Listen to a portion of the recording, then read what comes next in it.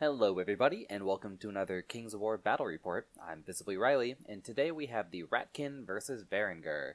Today's battle was Control, and fought at 2250 points. First we see the Varangur list, or most of it. He had about 90 points that I couldn't figure out post-game, but I'm sure they're upgrades or something. There's no units missing. So starting off, we've got two Hordes of Warband. Both have exchanged their shields for two hand weapons.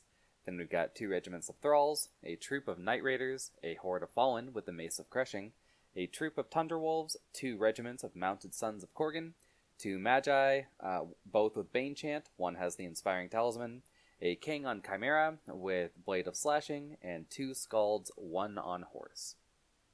And here we see my Ratkin list. This is the second version of the miserable pile of rats I ran a couple weeks ago, and let's just run our way through the list and then I can talk about the changes.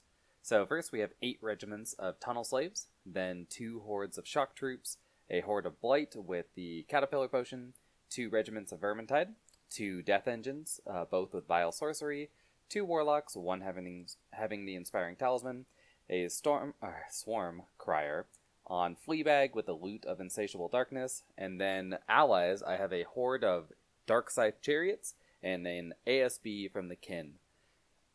Now, the major change here is that I've swapped out one of the hordes of Blight, basically one for one with a horde of Dark Scythe Chariots, and then I've also dropped the Demon Spawn in exchange for 2 Death Engines and an ASB from the Kin.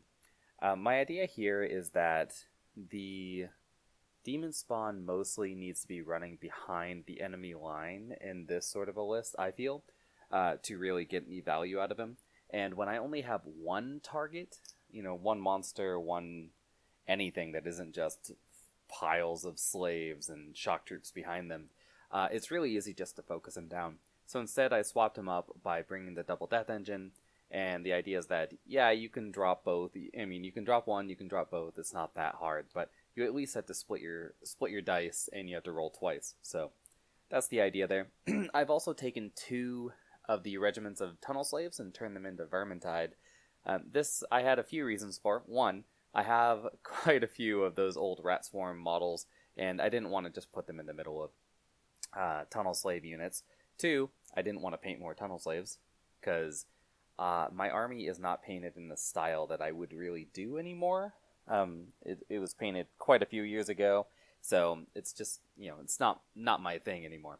So I didn't want to add slave models that would look, a little off in it. And 3, the Vermintide, actually, I kind of like them in this list, just because you can put them in front of the Shock Troops or in front of the Blight, and still grant cover while getting line of sight for their charges, right? That way I don't have to constantly be combo charging and all that sort of nonsense. Or I can combo charge with both the Vermintide and the Shock Troops or the Blight if I want to. Also, because my Death Engines are monsters anyway, they're height 4, they're not gaining cover from my from the slaves anyway. So if I put them in behind the Vermintide just sort of, stop whatever is trying to fly into me, and while I can shoot with them. So that's the idea. Lastly, we've got the chariots. Now, I've been running a lot of Kin chariots in my list lately, and I'm really enjoying them. I ran them in my Abyssals a couple weeks back, and I didn't get a chance to film that report because it was just too proxy heavy. But I really like Dark Scythe chariots in other armies, because a lot of the armies I play just don't have that bow support, that 4+ range, and on top of it, I don't lose a combat unit when I bring them, because chariots are actually pretty decent in combat. For the mild inclusion of an ASB, I can get that Inspiring as well, and an individual just to sort of throw out and die when I wanted to. So yeah, that's the idea. The chariots can see over everything in my army. So you can see them, they can see you. It's a cover game, and I'm a 4+ range. So that's the idea. We'll see how well it does. So here we see the end of deployment. I finally managed to take a picture this time. There are some proxies, and obviously my opponent is working on his army still, so excuse that if you will. So starting with the Ratkin from left to right, we have 2 regiments of slaves. Behind them is the Kin ASB. Then to his right, we've got those old Tomb King chariots. Those are standing in for my Kin chariots right now. As a small aside, I'm not sure whether I'm going to do conversions to make rat chariots, or if I'm actually just going to run some elf chariots, make some elf chariot models for me. If you've got any suggestions, feel free to leave a comment below. Then to the right of them, we've got 3 more regiments of slaves, and then the first horde of shock troops. They have no items, so it doesn't really matter which one. Then more slaves, then 2 Vermintide. Behind them in that little wooded bit, we have the Horde of Blight with Pathfinder. Then 2 more regiments of slaves. Behind them, we've got the shock troops. And then on the right there, you can see the beginning. I have 2 death engines, and then behind them is the mounted ASB, the mounted Ratkin ASB. I'm not exactly... Oh, there they are. Sorry, the 2 warlocks are actually in front of that leftmost shock troops. They're a little hard to make out just because there's so many rats on the table. I really like my bit of deployment here. This army has so many drops that I really get to out-deploy my opponent, especially when they're playing something like Varangur. So, I'm actually pretty happy with this, especially for control, because I have my right flank pretty much locked down. He doesn't have that many units that can actually go over there. And on the left flank, I'm just going to run into his Fallen until I eventually wear him down, or he kills a bunch of slaves. Either way, it's fine with me. He's only going to kill 1 slave unit a turn with him, so whatever. And I'm pretty sure they can take thralls, at least if I send multiple slave units at once, obviously. They're not going to take thralls in a head-to-head fight. And then with the Varangur side, we've got from left to right, we have the Fallen. Those are those Chaos Warriors with shields. Behind them is the first Skald, the one on foot, obviously.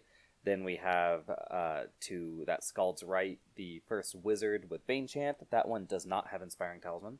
Then to the right of that, we've got Thralls. And then to the right of that, the 2 Hordes of Warband.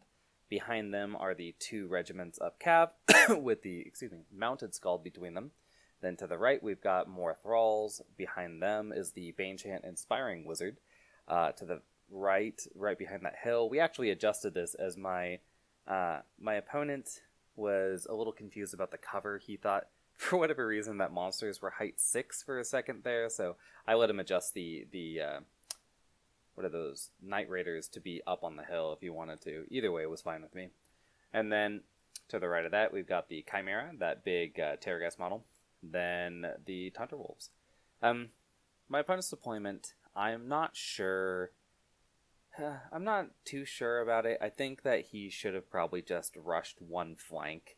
But he is an on-foot Varangur build, so I don't know.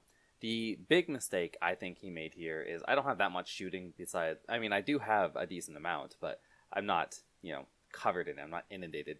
So when he put the 2 cav units behind his warband, I'm not exactly sure what he was going for there. Later in the game, he seemed confused about the charge rule for a second, but, I'm not going to judge someone's deployment, I guess, that harshly. I'm pretty happy with his deployment, at least, because he's centralized his forces, and he's decided to deploy in waves. And since my waves are a little bit better, just due to how cheap they are, I'm probably going to win that. If I can take him piecemeal, that's what I want to do. So I'm happy that he's decided to deploy waves at least, and we'll see how this goes. Turn 1. So Varangur win the roll-off to go first, and just do what Varangur do. So they rush forward. The Fallen over there on the left, I'm not sure what they're doing. They're just sort of facing at nothing. Yeah, I'm not sure. So he moves up his, you can see on the right there, his Night Raiders. He's moved them onto the hill this time and just taken some pot shots at another unit, along with his dragon deciding to get up there as well. I think the movement was actually pretty good. He went as fast as he could. He kept a decent battle line.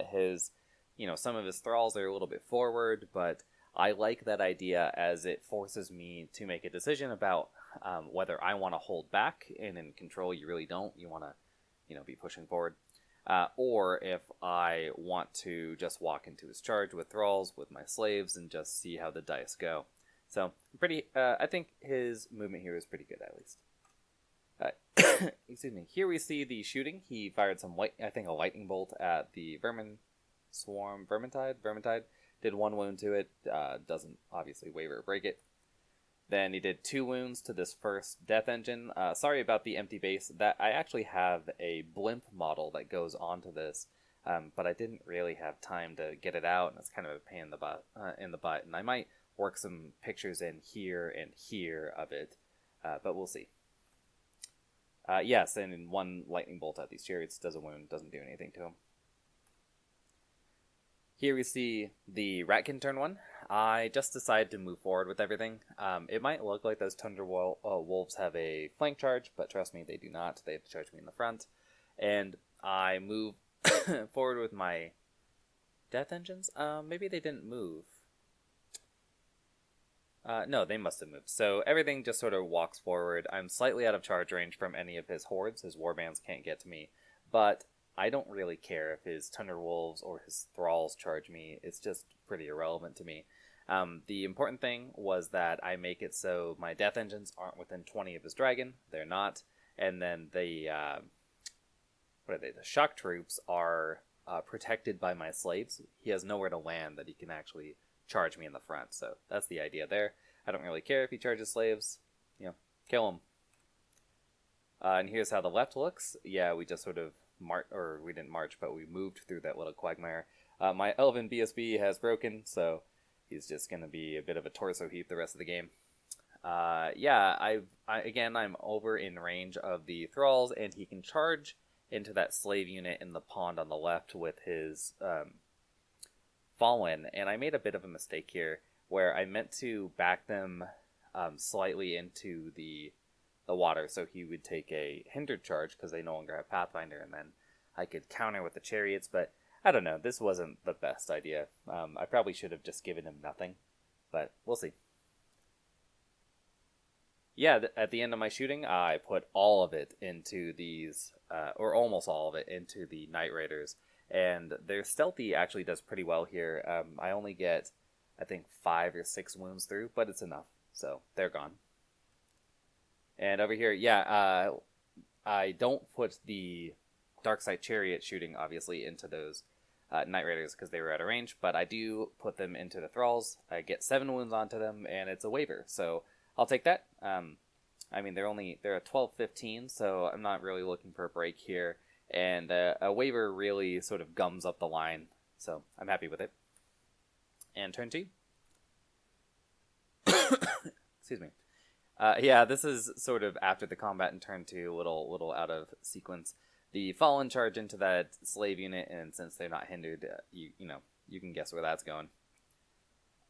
I think, he put some shooting into this other slave unit, did 1 wound to it with a lightning bolt. And over here, everything just sort of has a wound on it. The slaves take 3 wounds from the Tundra Wolves, which bounce. The other slaves take 1 wound, I think, from a lightning bolt. And then he fires his breath at the shock troops and does 1 to them as well, which none of that rolls boxcars or whatever it needs, so nothing happens. Yep. Here we see the Ratkin turn 2. I decide to just throw caution to the wind. There's no reason not to charge, in my opinion, so I send the 3 regiments of slaves into those warband on the left. I send the Vermintide into the one in the middle, and then the other Vermintide into the Thralls. Now, my deployment was a little off here. I feel like there was definitely a way to get the the Blight into a combo charge with the Vermintide, but I couldn't, I laid out the bases and I measured it all, and it wouldn't work. I think the problem here is that I should have had them a bit more to the left, but I'm still trying to get used to deploying an army that's this large, and especially one that doesn't involve that many hordes. It's almost all regiments. So, still trying to get my bearings with it. Behind it, you can sort of see the shock troops waiting. Obviously, I think he's going to blow right through that middle Vermintide at least. Hopefully he gets rid of some of the slaves. If he doesn't, excuse me, I will just do a combo charge and just waddle everything out of the way to get those shock troops in, because they're the real killers here. To the left there, sorry, let's walk a picture back. Yeah, all the way up there in the upper left, I charge my slaves into this sneaky little charge into his wizard. He definitely should not have put him within 12. I just walk right past his warband, put down the laser. I can easily made it. And on the right, I charge the other wizard. So just slaves going into wizards. Pretty happy with that. And then this is just showing off, I moved that slave regiment there forward. And if he tries to charge the chariots, which he is in the front of, he can't actually land with more than... He can go corner to corner, but he can't get that 5 mil he needs to actually charge them, so he'll have to charge the slaves if he wants to charge anything. So I'm pretty happy with that. It was not planned, though. I need to get better at, planning this sort of stuff beforehand. Definitely, for sure. These hindered slaves that charge the wizard, they hit it, but they don't wound it at all, so it's going to be able to cast Lightning Bolt or Bane Chain or whatever it wants next turn.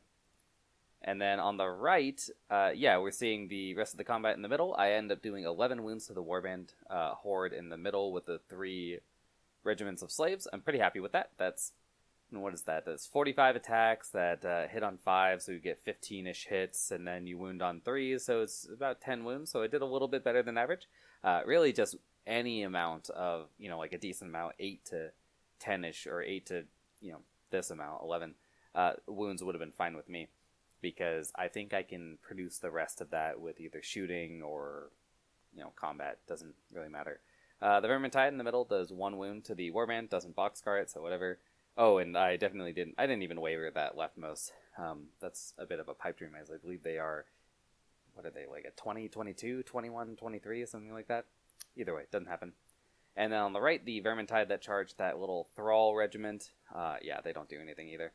But my slaves in the upper right corner do end up wavering that wizard. No, they didn't waver him. I'm sorry. They disrupt him. So they do at least 1 wound in combat, turn off his casting. So that's all I can ask for. I can't really see how many wounds that is over there, but whatever. I did 2 wounds to the thralls, it looks like. So really, really chewing through them. Over here, I send my slaves into the Thunderwolves, end up doing 4 wounds. So that's pretty good. As they are, I believe, defense 4, and I only hit on a 5+, so happy with that. Because I decided to charge that wizard over there on the left, his Chimera can definitely charge my shock troops. And that's really what I want him to do, is I believe I've done, with my shooting this turn, I've done 6 or 7 wounds onto his dragon using my death engines and lightning bolts. So I want him to go into these shock troops, because I think they'll just delete him the next turn. And at the very least, without his, if I charge and do the 1 wound I need to turn off his flight and his breath attack, I don't think there's a whole lot he can do besides fight slaves or my shock troops, which will eventually get him. So I'm happy with that idea. Turn 3. Unfortunately I didn't get a great, there's just so much table to cover. You can't really see the death engines over there on the right. They are actually protected by being very close to my shock troops and that little cottage, if you can remember from some pictures before. So that's how they're being protected from the dragon while shooting at it.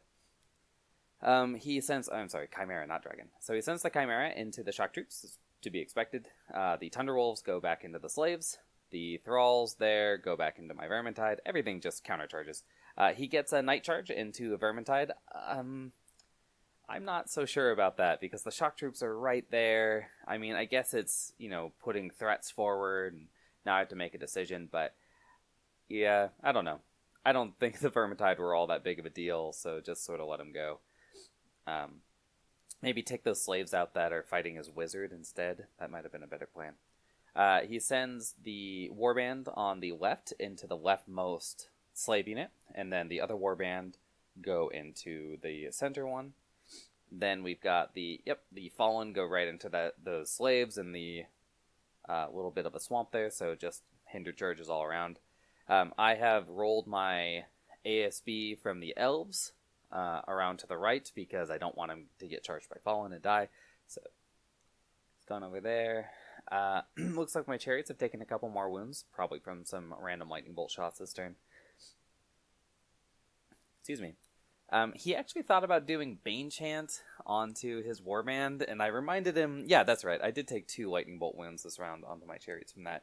I reminded him that slaves are only defense 2, and he has crushing strength already, so there's just no reason to cast Bane Chant, especially as he could just lightning bolt these height 3 chariots. So he does that, to no avail though, or to little avail. He does 2 more wounds, that's good. Yep, just showing that off.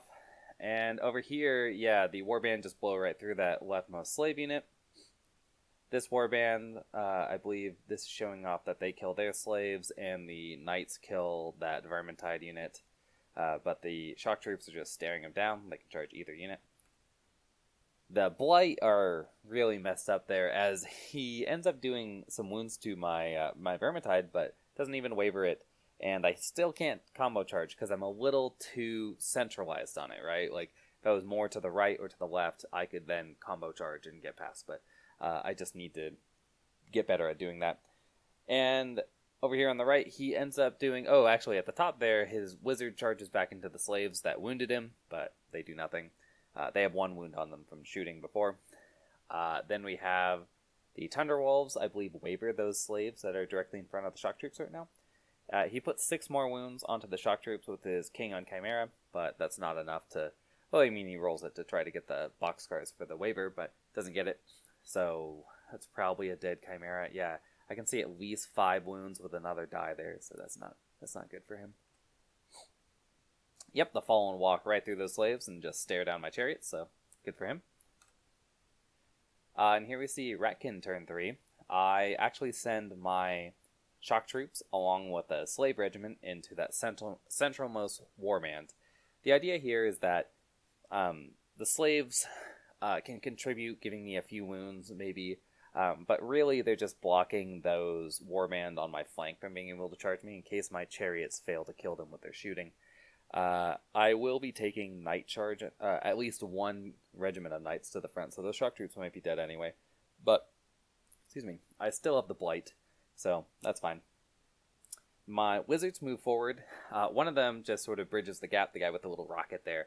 He's the inspiring guy, so he is just there to get an unobstructed shot on those knights, because they're actually not 50% on the hill, they're a little bit less, so just trying to get some wounds onto them, because I also move my death engines on the right there over to shoot at these knights.